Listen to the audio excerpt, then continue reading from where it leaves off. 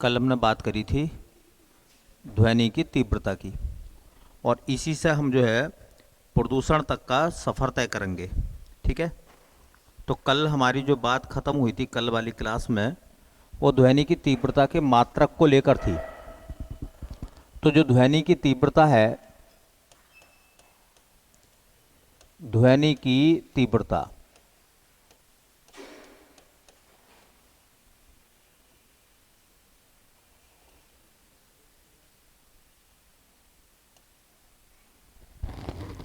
ध्वनि की तीव्रता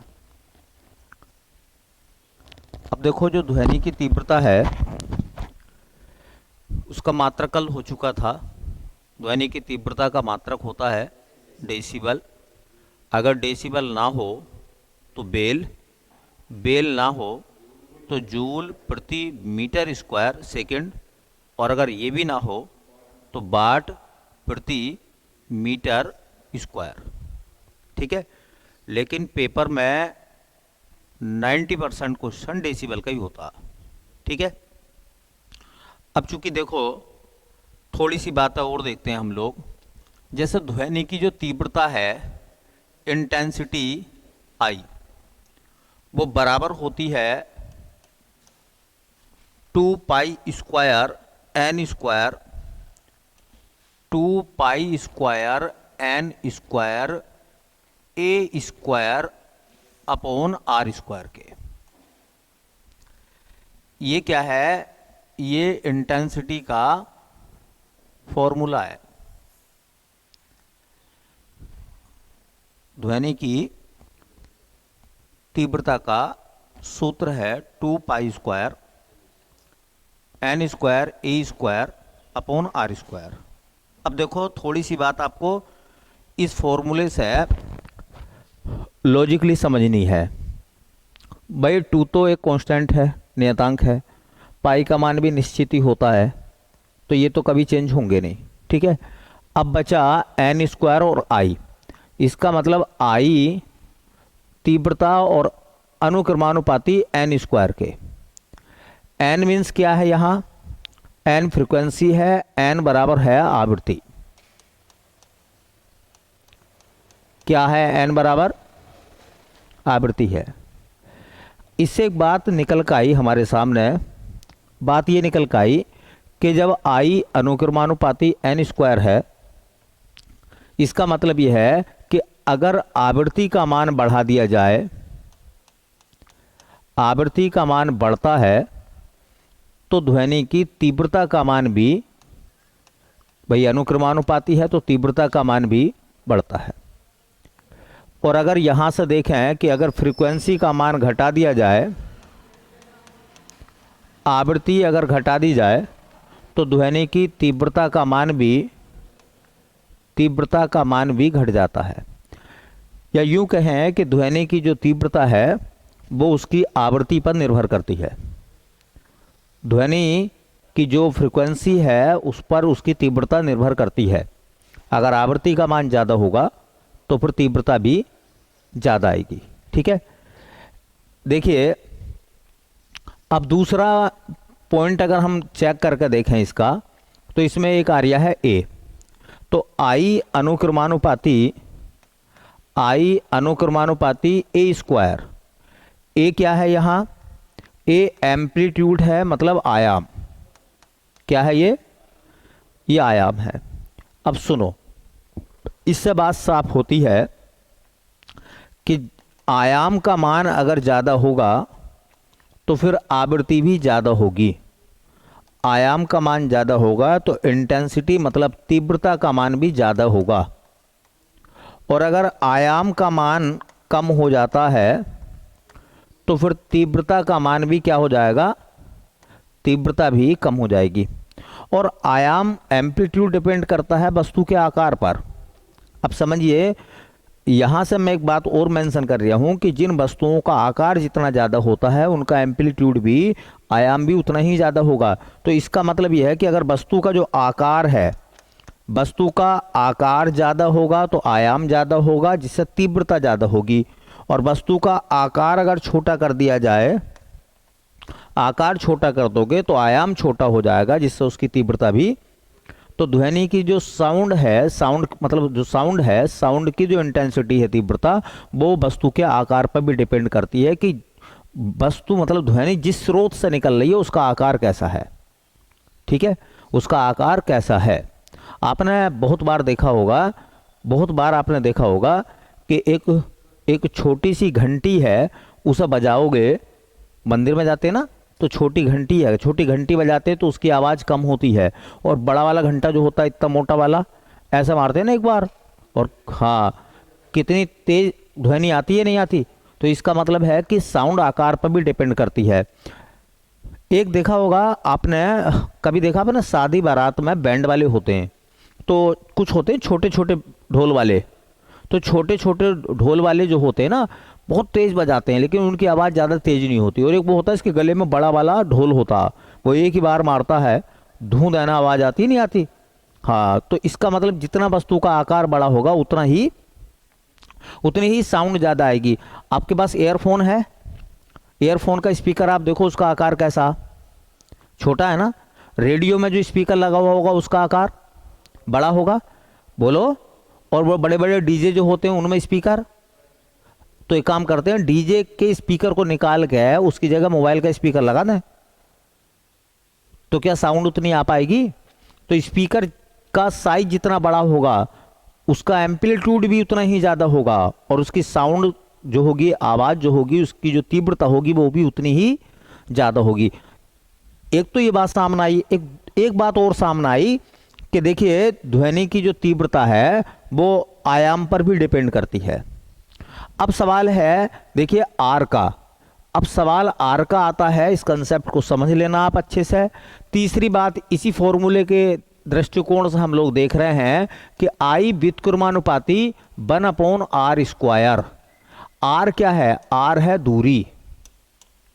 दूरी किसकी दूरी है, ये एक है होता ध्वनि स्रोत और एक होता श्रोता। आप मेरे जितने नज़दीक होंगे मेरी आवाज़ उतनी ही तेज आपको जाएगी, और जितना आप मुझसे दूर होते रहोगे, दूरी बढ़ती रहेगी, मेरी आवाज़ आप तक, बोलो हाँ, उसकी तीव्रता कैसी होती रहेगी, कम होती रहेगी बेटा। तो इसका मतलब ये निकल कर आया सामने कि अगर दूरी का मान बढ़ेगा तो फिर तीव्रता घटेगी। क्या होगी, तीव्रता। और अगर जैसी जैसे दूरी का मान कम होता रहेगा वैसी वैसी तीव्रता का मान बढ़ता रहेगा। तो बताइए ये तीनों कंसेप्ट समझ में आ गए। ध्वनि की तीव्रता 3 चीजों पर डिपेंड करती है, वस्तु के आकार पर मतलब आयाम पर, दूसरा आवृत्ति पर, और तीसरा दूरी पर। ठीक है, अब थोड़ी सी बात देख लेना, कुछ आंकड़े पूछे जाते हैं, ये आंकड़े पीसीएस में आते हैं। ठीक है, ये मान लो कोई ध्वनि स्रोत है, ये तो है ध्वनि स्रोत, और उससे निकलने वाली ध्वनि की तीव्रता। जैसे क्वेश्चन पूछा जाता है बहुत बार कि पत्तियों की सरसराहट की तीव्रता कितनी होती है। पत्तियों की सरसराहट,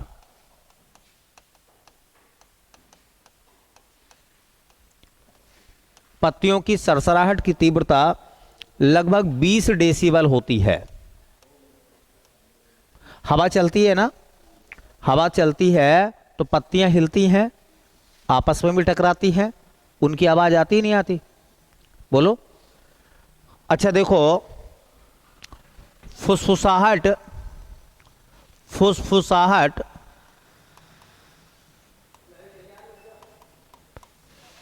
फुसफुसाहट की तीव्रता कितनी होती है भैया, फुसफुसाहट की तीव्रता कितनी होती है, तो उसकी तीव्रता होती है लगभग 30 डेसिबल। डीबी तो समझ रहे हैं ना, डीबी का मतलब क्या है यहाँ, डीबी का मतलब होता है डेसिबल। फुसफुसाहट जानते हैं, जब लोग बहुत आराम से बोलते हैं, हाँ, जब लोग बहुत स्लो बोलते हैं उसे फुसफुसाहट कहते हैं। तो फुसफुसाहट की तीव्रता होती है 30 डेसिबल, है ना। देखिए कहा जाता है अगर कहीं, हाँ, सामान्य बातचीत हो रही हो, सामान्य बातचीत, इसकी तीव्रता बताई जाती है 40 से 60 डेसिबल, 40 से 60 डेसिबल। जो ट्रक बस वगैरह होते हैं इनकी आवाज़ थोड़ी तेज होती है और इनकी साउंड बताई जाती है 80 से 85 डेसिबल। उसके बाद में आपने देखा होगा या सुना होगा, जेट इंजन जो होते हैं फाइटर विमानों के, जो गड़गड़ाहट होती है उनकी, जेट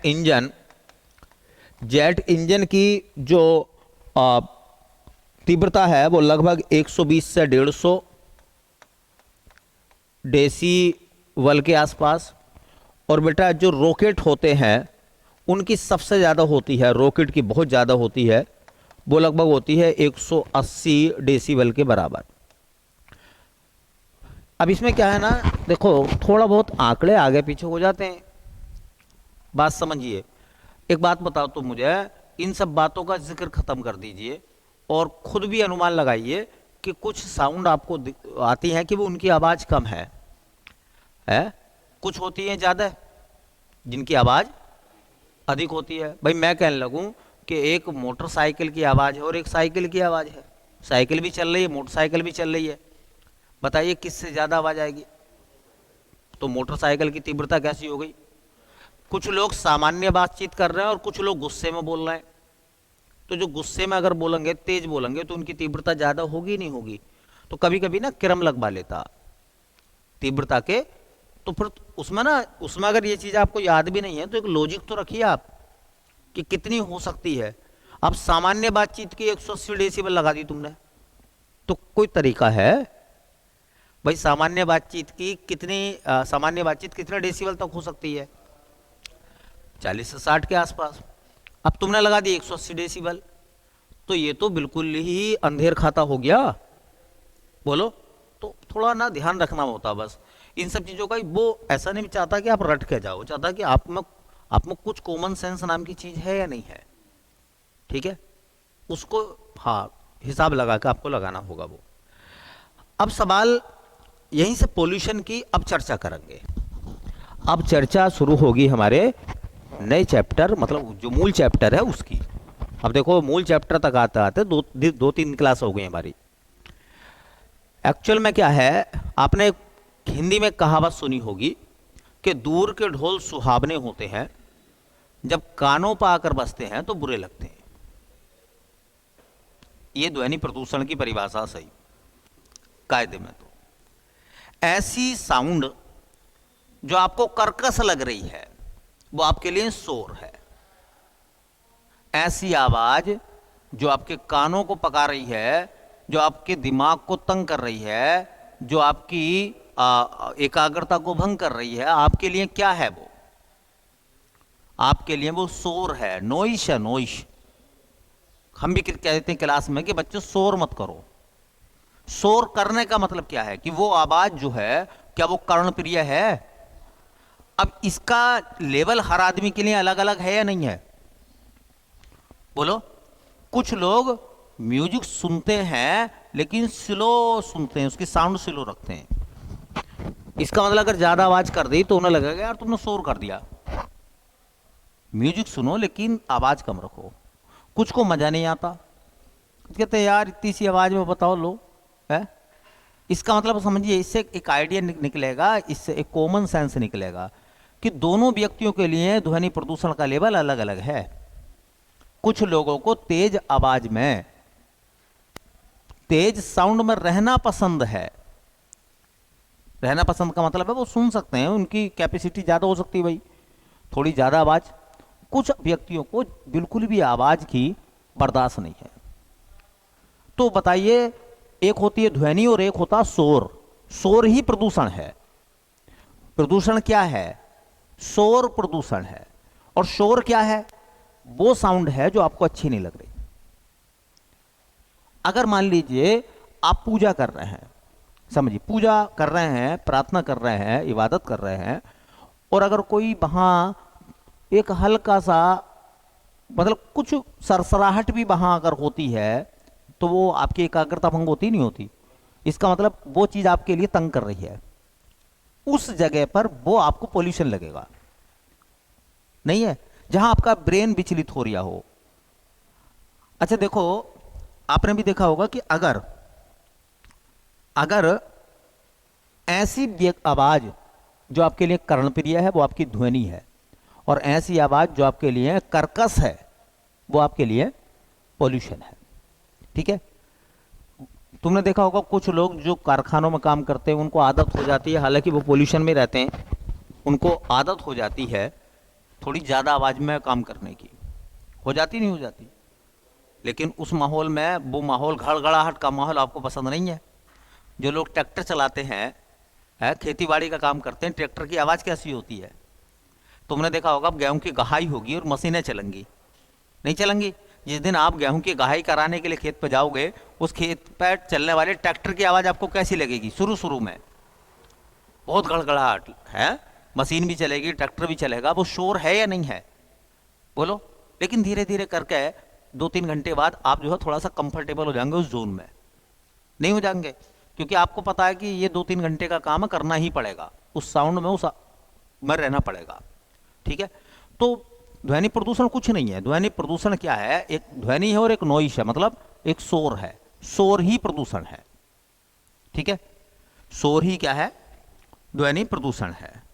अब देखते हैं ध्वनि प्रदूषण अगर होता है तो इसके निगेटिव प्रभाव क्या है, क्योंकि पॉजिटिव प्रभाव तो कोई भी नहीं है।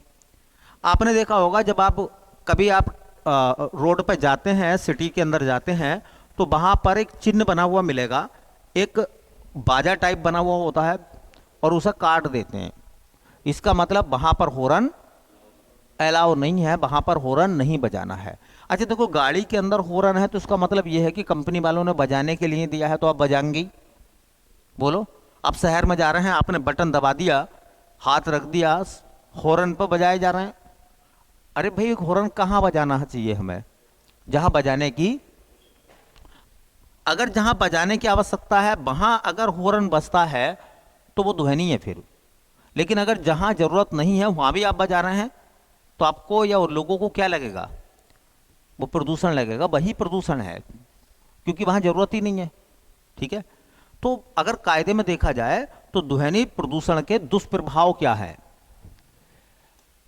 कल भी मैंने चर्चा करी थी थोड़ी सी, ध्वनि प्रदूषण के दुष्प्रभाव।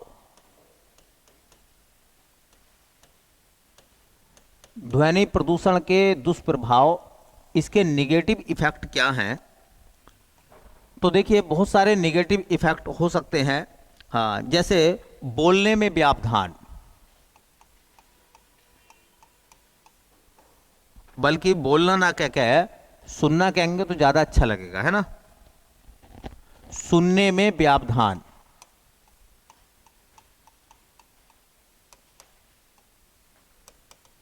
अच्छा बताओ, जहां ध्वनि प्रदूषण होगा वहां दूसरों की आवाज को सुनने में आपको दिक्कत होगी या नहीं होगी? बस डीजे बजरिया हो है, और घर में तुम जो है अपने भाई को आवाज देने लगो, उस माहौल में उस आवाज पहुंचेगी? नहीं पहुंचेगी ना, तो उसे सुनने में दिक्कत आएगी, आपको वो बात कहने में दिक्कत आएगी। साउंड का इतना बड़ा इफेक्ट होता है कि व्यक्ति चिड़चिड़ा हो जाता है, चिड़चिड़ापन।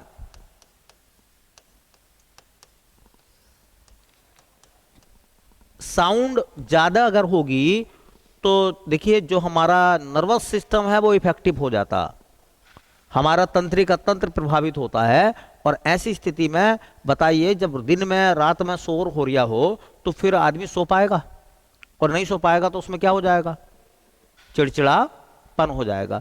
जब रात में 2 बजे तक लड़के घर में डीजे बजाते हैं ना, शादी विवाह में, है ना, वो सोचते हैं चलो 10-12 बजे तक बजाएंगे, कोई बात ना। और जब वो लड़के जो है 12 बज जाते हैं ना, हाँ, तो ताऊ निकल के आते हैं लाठी लेके गाँव में, है ना, अरे बंद कर रहो इसे ना, है, बच्चे ना सो रहे। इसका मतलब यह है कि उस डीजे की आवाज में सोने में दिक्कत आती है, नहीं आती? इसका मतलब अगर वो कोई व्यक्ति नहीं सोगा तो सुबह उसकी हालत कैसी होगी? चिड़चिड़ापन आएगा, ये नहीं आएगा? ठीक है, देखो और क्या होगा, नींद में व्यवधान, नींद में व्यावधान, नींद नहीं आती तेज आवाज में। कार्य क्षमता में कमी, कार्य क्षमता में कमी, बिल्कुल सही बात है। अगर नींद पूरी नहीं होगी, है ना, तो आपकी जो काम करने की क्षमता है उसमें क्या होगा, कमी आएगी। हाँ, ये कह रहे हैं न्यूरोटिक मेंटल डिसऑर्डर तक हो सकता है, ये बहुत इंपॉर्टेंट है। ये कह रहे हैं न्यूरोटिक, न्यूरोटिक, हाँ, न्यूरोटिक मेंटल डिसऑर्डर,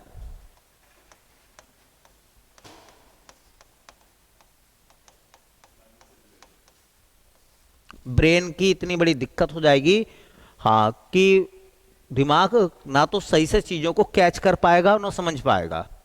और ये बहुत समय तक आपके साथ में, ये किसी के साथ में भी घटना हो सकती है ना। ब्रेन डिसऑर्डर हो सकता है जी, ऑर्डर में काम ना करना डिसऑर्डर कहलाता है। ठीक है, ऐसे कह रहे हैं मांसपेशियों में तनाव और खिंचाव जैसी समस्या पैदा हो सकती है। मांसपेशियों में, मांसपेशियों में तनाव व खिंचाव। देखो, मांसपेशियों में तनाव और खिंचाव जैसी स्थिति पैदा होती है तो आपको पता होगा सर दर्द जैसी समस्याएं ये जन्म लेंगी, है ना।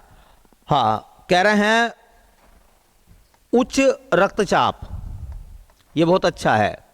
उच्च रक्तचाप मतलब ऐसी स्थिति में ब्लड प्रेशर आपका कैसा हो सकता है, हाई हो सकता है। पाचन तंत्र में कमी, पाचन तंत्र में कमी, पाचन तंत्र में कमी का मतलब हो गया कि जो खाना खाया है वो पचेगा नहीं है। पाचन तंत्र में कमी कैसे हो जाती है, देखिए क्या होता है, आप जानते ना जब तेज आवाज होती है कहीं भी, समझ रहे हैं ना, तो बॉडी के जो अंदर जो रसायन क्रियाएं होती है, रासायनिक जो एंजाइम हार्मोन्स निकलते हैं वो इफेक्टिव होते हैं। और जब वो इफेक्टिव होंगे तो फिर पाचन में, हाँ, पाचन तंत्र में इतनी कमी तक हो जाती है अगर ज्यादा तेज आवाज हो। जैसे मैंने कल बताया था, किसी बच्चे को अगर डांट दो तो वो उल्टी पलटी करना शुरू कर देता। ठीक है, समझ रहे हैं ना, ऐसी स्थिति भी पैदा हो जाती है। और तुमने देखा होगा कभी कभी तो छोटे बच्चों को ज्यादा डांट दिया तो वो सांस भूल जाता। ठीक है, बच्चों के साथ में ऐसा होता है, इसलिए बच्चों को ज्यादा ना डांटें। मानसिक तनाव, मानसिक तनाव, मानसिक तनाव देख लो, ये जो लोग हैं ना जो अपने कानों के अंदर, हाँ, एयरफोन ठूंसे रहते हैं, लगाना तो छोड़िए, ठूंसना कहते हैं उसे, कभी नहीं निकालते, है ना, ये बहुत बड़ी समस्या आप मोल लेने जा रहे हैं। ठीक है, हाँ, इससे बचना चाहिए। ईयरफोन का इस्तेमाल, उसमें भी साउंड लेवल कम होना चाहिए, फुल वॉल्यूम कर लेंगे, फुल वॉल्यूम। यहां तक कि तेज आवाज जो है वो दुर्घटना का भी कारण है। तमाम ऐसे एक्सीडेंट हो रहे हैं रोडों पर, लोगों ने ईयरफोन लगाई, मोटरसाइकिल पर बैठे, निकल पड़े, पीछे वाला हॉर्न बजा रिया, उसकी आवाज नहीं आ रही, और मिरर मतलब शीशे उन्होंने गाड़ी को उतार रखे हैं, लेफ्ट मुड़ना राइट मुड़ना है अपनी मर्जी, है ना, और फिर वो दुर्घटना का शिकार हो रहे हैं। ठीक है, क्योंकि अगर वो ईयरफोन है और फुल आवाज में है, मोटरसाइकिल पर जा रहा है, फुल आवाज में आपने कर रखी है, तो क्या पीछे की आवाज आएगी किसी वाहन की, तो फिर ध्यान आपका टूटेगा नहीं टूटेगा। और एक बात और बताऊं, गाड़ी चलाते समय ईयरफोन अगर आपने लगा रखी है तो दो इफेक्ट हैं, एक तो साउंड की वजह से आपका दिमाग प्रभावित हो रही है, और दिमाग ड्राइविंग पर नहीं है, फिर दिमाग डाइवर्ट हो रहा है, और वो भी दुर्घटना का एक कारण हो सकता है। तो इससे बचना चाहिए लोगों को। फिर वो कह रहे हैं, हाँ देखिए, सोनिक, सोनिक बूम जैसी स्थिति हो सकती है, सोनिक बूम, सोनिक बूम जैसी स्थिति बन सकती है। सोनिक बूम जो होता है ना, मैं आपको एक बात बताऊं, सोनिक का मतलब होता है तेज आवाज, बम जैसी आवाज। तो उसमें क्या होता है, जो प्रेग्नेंट महिलाएं होती हैं ना, उनका गर्भपात भी हो जाता है, गर्भपात बोलते हैं, ठीक है, क्या बोलते हैं, गर्भपात बोलते हैं। सोनिक बूम में ऐसी चीजें आती हैं। तेज आवाज की वजह से आदमी मर भी सकता है, अगर कोई हार्ट का पेशेंट हो तो। बोलो। हाँ, सोनिक बूम, सुनो, सोनिक बूम जैसी स्थिति का मतलब मैंने बताया है कि सोनिक बूम जैसी स्थिति अगर बन जाती है तो गर्भपात जैसी स्थिति पैदा होती है। सोनिक बूम, जो जेट विमानों की आवाज कितनी ज्यादा होती है ना, तो हाँ, सोनिक बूम की वजह से गर्भपात जैसी स्थिति भी बन सकती है, ठीक है। तो सोनिक बूम की अचानक आवाज से, अचानक आवाज से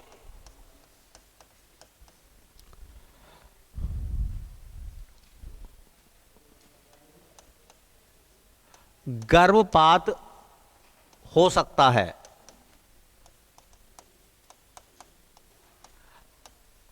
और आपको यह पता होगा कि, आपको यह पता होगा कि ध्वनि प्रदूषण एक ऐसा प्रदूषण है, ध्वनि प्रदूषण एक ऐसा प्रदूषण है, जब तक इसके प्रभाव में रहोगे तब तक इसका प्रभाव आपके ऊपर रहेगा।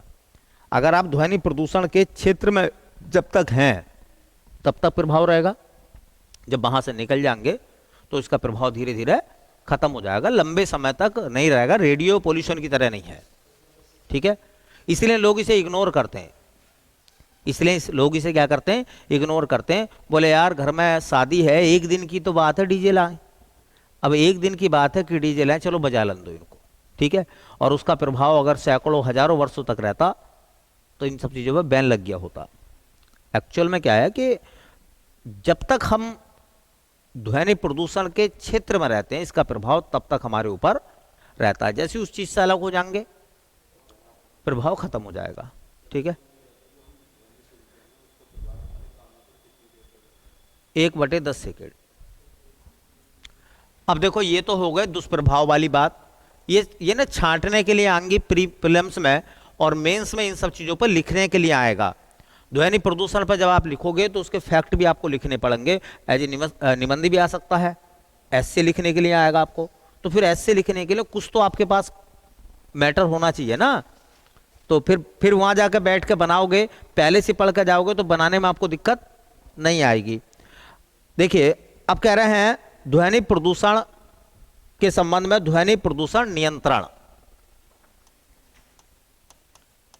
ध्वनि प्रदूषण नियंत्रण। अच्छा बताइए साउंड को कैसे नियंत्रित किया जा सकता है, ध्वनि के प्रदूषण को कैसे नियंत्रित किया जा सकता है। मशीनों में ध्वनि शामक का प्रयोग करके, मशीनों में ध्वनि शामक का प्रयोग करके,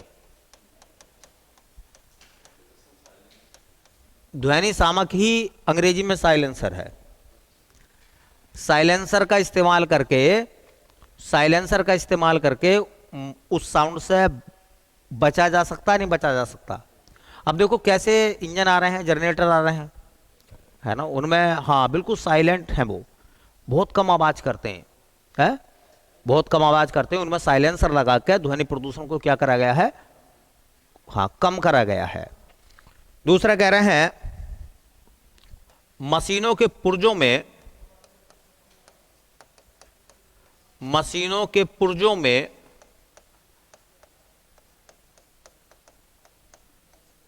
ग्रीस लगाकर, आप जानते हैं कि मशीनों के पुर्जे जब घिस जाते हैं तो आवाज करते हैं, अगर उनमें ग्रीस वगैरह लगा दिया, चिकनाहट अगर उनके बीच में होगी तो साउंड कम करेंगे, है ना। आपने देखा होगा कि आप मोटरसाइकिल चलाते हैं, कोई वाहन चलाते हैं, जब उसके नट बोल्ट ढीले हो जाते हैं तो उसके पार्ट्स आवाज करते नहीं करते, इसका मतलब उसको अगर खींच कर हम रखें तो वो साउंड जो है नहीं पैदा होगी, उससे बचा जा सकता है ना। हाँ, कानों में ईयर प्लग लगाकर या ईयर प्लग लगाकर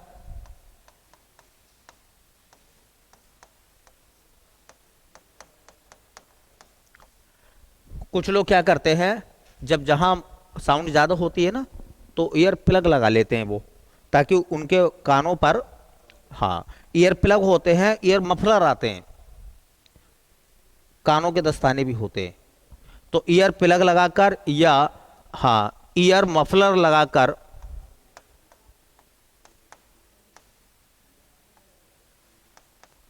ईयर मफलर लगाकर, या ऐसे वो हेलमेट टाइप आते हैं, हेलमेट टाइप आते हैं जिससे वो कानों के अंदर पहुंचने वाली ध्वनि को रोकेंगे। ठीक है, तो ये सब काम भी हम कर सकते हैं किस मामले को लेकर, ध्वनि के, देखो हाँ आएगा वो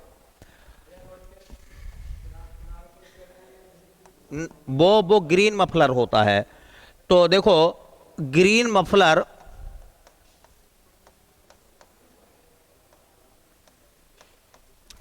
ग्रीन मफलर द्वारा, अब इस शब्द को सुन लेना, ये पेपर में आया है ग्रीन मफलर। ग्रीन मफलर में क्या होता है, तुमने देखा सड़कों के किनारों पर क्या है, पेड़ पौधे हैं नहीं है, तो जब कोई वाहन वहां से गुजरता है तो उस वाहन की आवाज होती है, पेड़ पौधे जो होते हैं उस आवाज को अवशोषित कर लेते हैं। तो वो आवाज को अवशोषित अगर कर लेंगे तो क्या आपके पास तक उतनी आवाज पहुंचेगी? नहीं पहुंचेगी ना। इसी को कहते हैं ग्रीन मफलर। दोबारा सुन लीजिए, ग्रीन मफलर में क्या होता है, सड़कों के किनारे जो पेड़ पौधे होते हैं, वो पेड़ पौधे, भाई सड़कों पर तो वाहन चलेंगे ना, तो सड़कों पर वाहन चलेंगे तो वो हरे पेड़ पौधे जो होंगे वो साउंड को अवशोषित कर लेंगे। तो साउंड को अगर वो अवशोषित करेंगे तो आपके पास तक आवाज कम पहुंचेगी, ज्यादा कम पहुंचेगी। इसी को हम ग्रीन मफलर कहते हैं। तो याद रख लेना, पेपर में कई बार पूछा गया है, सड़कों के दोनों तरफ पेड़ पौधों को लगा देना ही ग्रीन मफलर कहलाता। क्या कहलाता? वो ग्रीन मफलर कहलाता। और इससे हम क्या कर सकते हैं, इससे हम क्या कर सकते हैं, हाँ ध्वनि प्रदूषण को कम कर सकते हैं। अब तो लोग जो है सड़क के किनारे घर बनाते हैं तो सामने के पेड़ भी उन्हें लगता है उनका घर दूर से दिखाई देना चाहिए। और तुमने देखा होगा, मैं आपको एक बात बताऊं, आपने देखा होगा जो बड़े बड़े फार्म हाउस लोगों के होते हैं उस पर हरियाली बहुत रखते हैं वो। ठीक है, उसका मेन कारण भी ये है, साउंड से बचना भी मेन कारण है। हरियाली, हरे पेड़ पौधे जो होते हैं वो साउंड को अवशोषित कर लेते हैं। ठीक है, दो एक बातें और नोट करनी है आपको, यहीं से दो एक बातें और नोट करनी है और ये टॉपिक हमारा खत्म हो जाएगा। देखिए देखिए क्या कह रहा है, हाँ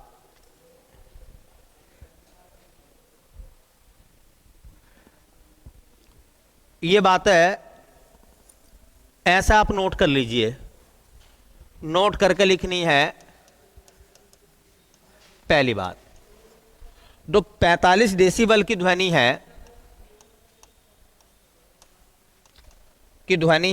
ये मानव के लिए सर्वोत्तम है, मानव के लिए सर्वोत्तम। ये सवाल जरूर याद रखना। ये 60 से 40 के बीच, 40 और 60 के बीच, 40-60 हो जाएगा 100, 100 का आधा करेंगे 50, तो 45-50 जो सामान्य बातचीत वाली ध्वनि है वो कानों के लिए ठीक है। देखो 75 डेसिबल से ज्यादा की ध्वनि ऐसे माहौल में अगर आप रहते हैं जहां 75 डेसिबल से ज्यादा की साउंड हो, वो मानव के लिए हानिकारक है, मानव के लिए हानिकारक।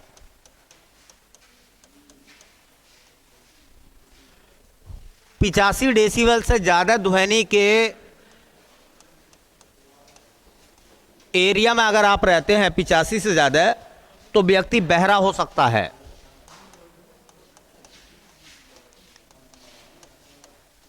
व्यक्ति बहरा हो सकता है। और देखिए 150 ध्वनि, अगर 150 डेसिबल से ज्यादा ध्वनि के क्षेत्र में अगर कोई व्यक्ति रहता है लंबे समय तक, तो कहते हैं कि व्यक्ति पागल हो सकता है। व्यक्ति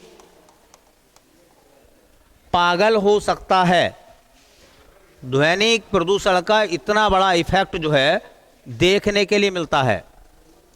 दो बात और नोट कर लीजिए। ये कहते हैं, देखो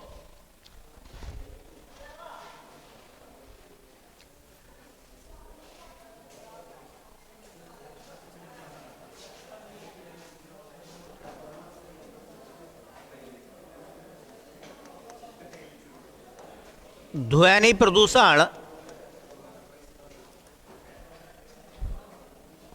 को नियंत्रित करने का अधिकार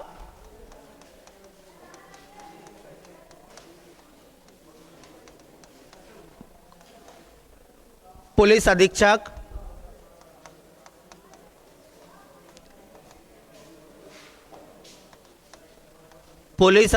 मतलब एसपी को होता है। शहरों में किसी फंक्शन पर, त्योहार पर ध्वनि ज़्यादा उत्पन्न ना हो, उसको रोकने का काम, उसको कंट्रोल करने का काम उसको, हाँ, जैसे तुमने सुना होगा कि जब आप शहर में जाते हैं तो वहाँ पर लिखा हुआ होता है कि यहाँ पर रात के 10 बजे के बाद डीजे नहीं बजा सकते आप। और मैरिज हॉल में भी 10 बजे के बाद डीजे बजाना अलाउ नहीं है कि उसकी आवाज़ बाहर ना जाए। फिर तो ये कौन करेगा, ऐसी चीज़ों को नियंत्रित कौन करेगा? तो पुलिस अधीक्षक को जिम्मेदारी दी गई है। 1861 का एक्ट था ये, उसको नाम दिया गया था पुलिस, हाँ, रेगुलेशन एक्ट 1861। बहुत पुराना है ये वैसे, ठीक है। बस आपको याद रखना है कि कौन जो है, हाँ, कौन अधिकारी ऐसा जिसको नियंत्रित करने का काम करेगा, ठीक है। चलिए, बाकी जो है ये ध्वनि प्रदूषण वाला चैप्टर खत्म हो गया। बाकी देखते हैं अगली क्लास में एक नए प्रदूषण के चैप्टर के तहत।